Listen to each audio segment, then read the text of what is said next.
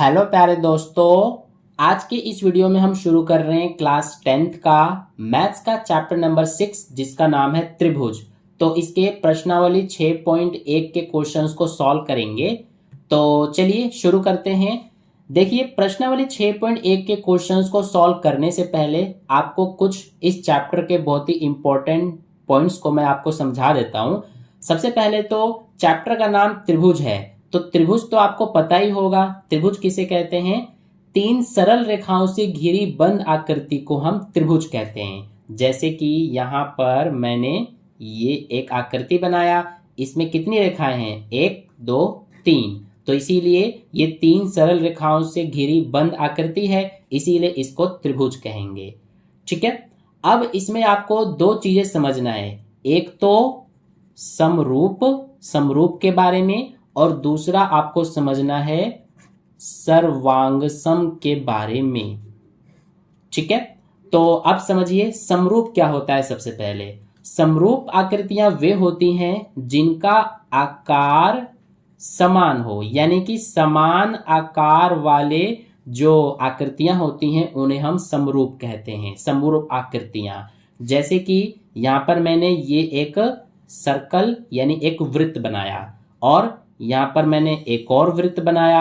अब दोनों में देखिए क्या समानता है, दोनों ही वृत्त हैं यानी दोनों ही सर्कल हैं।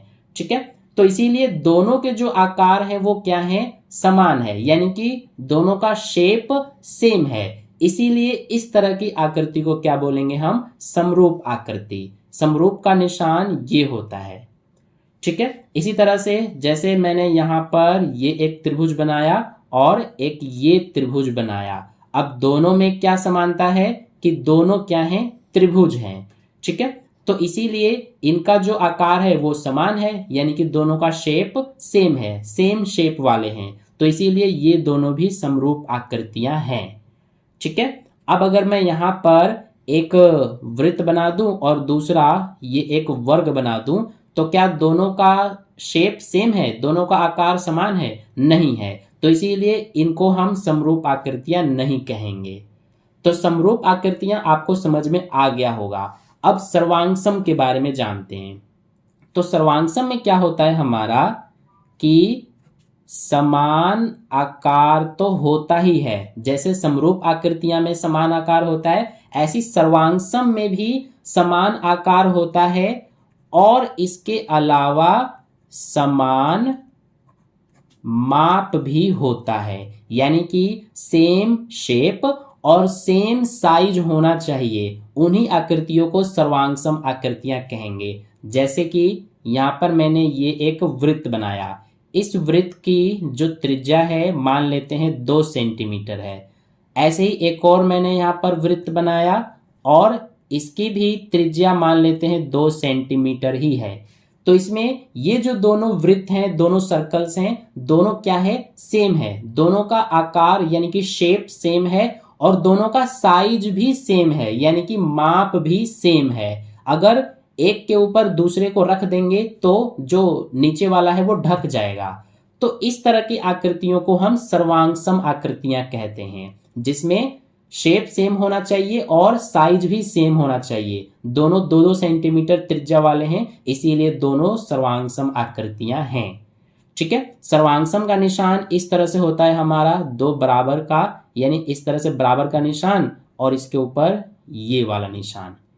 ठीक है, तो आई होप आपको सर्वांगसम आकृतियां भी समझ में आ गया। यहां पर एक और हम ये ले लेते हैं। जैसे कि ये हमारा एक समबाहु त्रिभुज है, इसकी सारी भुजाएं 3-3 सेंटीमीटर है मान लीजिए, और एक यहाँ पर ये भी समबाहु त्रिभुज है, इसकी भी सभी भुजाएं 3-3 सेंटीमीटर हैं। तो इसीलिए ये दोनों भी क्या हैं? सर्वांगसम आकृतियां हैं। ठीक है, तो इतना आपको समझ में आ गया होगा। अब एक और चीज ध्यान देना, ये दोनों क्या हैं? सर्वांगसम आकृतियां हैं, लेकिन इन दोनों को हम समरूप आकृतियां भी तो कह सकते हैं, क्योंकि दोनों का देखिए दोनों का शेप सेम है, यानी कि आकार समान है। तो इसीलिए ये समरूप भी है और सर्वांगसम भी है। यानी कि कोई भी अगर 2 सर्वांगसम आकृतियां हैं तो वे समरूप भी होती हैं, लेकिन ये जरूरी नहीं है कि दो समरूप आकृतियां सर्वांगसम हो, जैसे ये दोनों समरूप हैं तो ये सर्वांगसम नहीं है। तो इतना आपको समझ में आ गया। अब एक और पॉइंट मैं आपको समझा देता हूं, जो कि है कि समरूप होने का नियम। यहां पर लिख लेते हैं समरूप होने का नियम, यानी कि कोई भी आकृति, कोई भी दो आकृति या दो से ज्यादा आकृति जो हैं वे समरूप कब होंगी, उसका एक नियम होता है। नियम क्या होता है? पहला नियम यह है कि संगत भुजाओं का अनुपात बराबर होना चाहिए। यहां पर मैं लिख देता हूं, संगत भुजाओं का अनुपात बराबर हो। मैंने इतना लिख दिया, संगत भुजाओं का अनुपात बराबर हो, समरूप होने का यह पहला नियम है। और दूसरा नियम यह है कि संगत कोण बराबर होने चाहिए। तो यहां पे लिख देते हैं संगत कोण बराबर हो। तो ये दो नियम आपको याद रखना है, समरूप होने के ये दोनों नियम हैं, ठीक है। यानी कि कोई भी आकृति आपको दी गई है, कोई दो आकृतियां, तो वे समरूप कब होंगी, उसमें ये दोनों नियम फुलफिल होने चाहिए। जैसे कि मैं आपको यहां पर दिखाता हूं, ये आप देख सकते हैं आपकी एनसीईआरटी बुक में ये दो यहां पर चतुर्भुज बने हुए हैं। तो दोनों चतुर्भुज में देखिए, अब हम चेक करेंगे कि ये दोनों चतुर्भुज समरूप हैं कि नहीं। तो इसके लिए हम ये दोनों नियम को चेक करेंगे। सबसे पहला है संगत भुजाओं का अनुपात बराबर होना चाहिए। तो देखिए, पहला चतुर्भुज ABCD है और दूसरा ये PQRS है। तो सबसे पहले यहां पर हम लिख लेते हैं कौन कौन सा चतुर्भुज है। पहला है चतुर्भुज ABCD और दूसरा है चतुर्भुज PQRS। अब हमें चेक करना है दोनों समरूप है कि नहीं। तो सबसे पहले तो हम इनके संगत भुजाओं का अनुपात देखेंगे बराबर है कि नहीं। तो ये जो AB है इसके संगत भुजा ये PQ हो जाएगा, यानी कि AB बटे में PQ। तो AB कितना है 1.5, तो ये 1.5 बटे में PQ देखिए 3.0 यानी कि 3। तो ये 1.5 से एक बार में और ये दो बार में कटेगा, यानी 1/2 आ गया। अब दूसरा ये BC, इसके संगत ये QR है, तो BC बटे QR लिखेंगे। अब ये BC बटे QR हो गया। BC देखिए 2.5 है और QR 5.0 है, यानी कि 5। तो ये 2.5 से एक बार में और ये दो बार में कटेगा, तो ये भी 1/2 आ गया। इसी तरह से तीसरी जो संगत भुजा है वो CD और ये RS है। तो यहाँ पे लिखेंगे CD बटे RS। CD देखिए 2.4 सेंटीमीटर है और RS 4.8, तो ये 2.4 बटे में 4.8 आएगा। ये 2.4 एक बार में और ये दो बार में कटेगा, तो ये भी 1/2 आ गया। चौथी संगत भुजाएं DA और SP है। तो यहाँ पे लिख देंगे DA बटे SP। DA 2.1 है और SP 4.2 है। तो DA 2.1 और ये 4.2, ये 2.1 एक बार में और ये 4.2 दो बार में कटेगा, तो ये भी 1/2 आ गया। अब यहाँ पर देखिए, दोनों ही चतुर्भुज में जो संगत भुजाएं हैं इनका अनुपात एक जैसा आया है, यानी कि बराबर आया है। यानी जो ये पहला नियम है ये तो फुलफिल हो रहा है, इन दोनों चतुर्भुज में संगत भुजाओं का अनुपात बराबर है। अब संगत कोण देखेंगे बराबर है कि नहीं। तो ये देखिए कोण A और इसका कोण P दोनों 105 डिग्री हैं, यानी कोण A और कोण P संगत कोण बराबर हैं। ऐसे ही कोण B और कोण Q ये दोनों भी बराबर हैं। ऐसे ही कोण C और कोण R बराबर हैं और कोण D कोण S के बराबर है। यानी कि इसके संगत भुजाओं का अनुपात भी बराबर है दोनों में और संगत कोण भी बराबर हैं। तो इसीलिए ये जो दोनों हमारे चतुर्भुज हैं ये कैसे चतुर्भुज हैं? समरूप, ठीक है। यानी ये दोनों चतुर्भुज समरूप हैं। तो इस तरह से हम देखते हैं कि कौन से चतुर्भुज समरूप हैं और कौन से नहीं है। आई होप आपको इतना समझ में आ गया अच्छे से। अब चलिए हम जो प्रश्नावली हमारा 6.1 है, इसके क्वेश्चंस को सॉल्व करते हैं। तो सबसे पहले क्वेश्चन नंबर 1 देखिए क्या बोला गया है। कोष्ठकों में दिए शब्दों में से सही शब्दों का प्रयोग करते हुए रिक्त स्थानों को भरिए। तो पहला क्वेश्चन ये रहा, क्या बोला गया है, सभी वृत्त डैश होते हैं, क्या होते हैं, सर्वांगसम या समरूप। तो मैंने अभी आपको समझाया यहाँ पर देखिए कि जो वृत्त होते हैं ये कैसे होते हैं, सभी वृत्त ये समरूप होते हैं। ठीक है, ये आप कितने भी वृत्त बना लीजिए, चाहे ये एक वृत्त बनाया, ये दूसरा, ये तीसरा वृत्त बनाया, चाहे कितने भी हम वृत्त बना लेंगे, सभी जो है वो समरूप ही होंगे, क्योंकि सबका जो शेप है वो सेम होता है, यानी कि आकार समान होता है। तो इसीलिए सभी वृत्त क्या होते हैं, समरूप होते हैं, यानी कि फर्स्ट का आंसर ये हो जाएगा हमारा समरूप। इसके बाद नेक्स्ट सेकंड क्वेश्चन है, सभी वर्ग डैश होते हैं। तो सभी वर्ग जो हैं वे भी समरूप ही होंगे, तो इसका आंसर भी समरूप हो जाएगा। क्योंकि जैसे कि देखिए यहाँ पर मैंने ये एक वर्ग बनाया और इसी तरह से एक ये वर्ग बनाया, तो ये दोनों वर्ग क्या हैं, समरूप हैं। इसी तरह के सभी जो वर्ग होते हैं वे क्या होंगे, समरूप होंगे, इसीलिए सेकंड का आंसर समरूप हो जाएगा। थर्ड में बोला है सभी डैश त्रिभुज समरूप होते हैं। तो कौन से त्रिभुज समरूप होंगे, समद्विबाहु या समबाहु। तो सभी समबाहु त्रिभुज समरूप होंगे, क्योंकि समद्विबाहु में क्या होता है, समद्विबाहु त्रिभुज में कोई दो भुजाएं बराबर होती हैं। जैसे ये मैंने एक त्रिभुज बनाया और एक ये वाला मान लीजिए कि त्रिभुज बनाया, तो मान लीजिए इसमें ये दोनों भुजाएं बराबर हैं और इसमें मान लीजिए ये दोनों बराबर हैं। तो इसीलिए इन दोनों समद्विबाहु त्रिभुज में कोई से भी दो भुजाएं बराबर हो सकती हैं। तो इसीलिए हमारा इसमें कह पाना मुश्किल है कि सभी जो समद्विबाहु त्रिभुज होते हैं वे समरूप होते हैं, लेकिन सभी समबाहु त्रिभुज समरूप होंगे, क्योंकि समबाहु त्रिभुज में सभी जो भुजाएं होती हैं वो बराबर होती हैं। तो इसीलिए सभी समबाहु त्रिभुज क्या होंगे, समरूप होंगे, समद्विबाहु नहीं होंगे, क्योंकि समद्विबाहु त्रिभुज में हमारे कोई भी, दोनों ही त्रिभुज में कोई भी दो भुजाएं बराबर हो सकती हैं। ठीक है, तो इसीलिए थर्ड का आंसर समबाहु हो जाएगा। फोर्थ देखिए, भुजाओं की समान संख्या वाले दो बहुभुज समरूप होते हैं यदि उनके संगत कोण डैश हो तथा उनकी संगत भुजाएं डैश हो। तो अभी मैंने आपको बताया था यहाँ पर देखिए समरूप होने के नियम में कि संगत भुजाओं का अनुपात बराबर होना चाहिए और संगत कोण बराबर होने चाहिए। तो इसीलिए यहाँ पर भुजाओं की समान संख्या वाले दो बहुभुज समरूप होते हैं यदि उनकी संगत कोण क्या होने चाहिए, बराबर। तो इसीलिए फर्स्ट का आंसर ये हो जाएगा बराबर, इस फर्स्ट का आंसर बराबर हो जाएगा। और तथा उनकी संगत भुजाएं डैश हों, तो संगत भुजाएं कैसी होनी चाहिए, समानुपाती, यानी समान अनुपात में।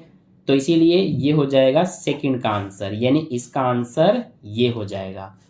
ठीक है, इसके बाद ये तो हो गया फर्स्ट क्वेश्चन के चारों पार्ट्स कंप्लीट। अब सेकंड क्वेश्चन देखिए, इसमें बोला है कि निम्नलिखित युग्मों के दो भिन्न भिन्न उदाहरण दीजिए। तो फर्स्ट में समरूप आकृतियां, यानी कि समरूप आकृतियों के हमें दो भिन्न भिन्न उदाहरण देने हैं।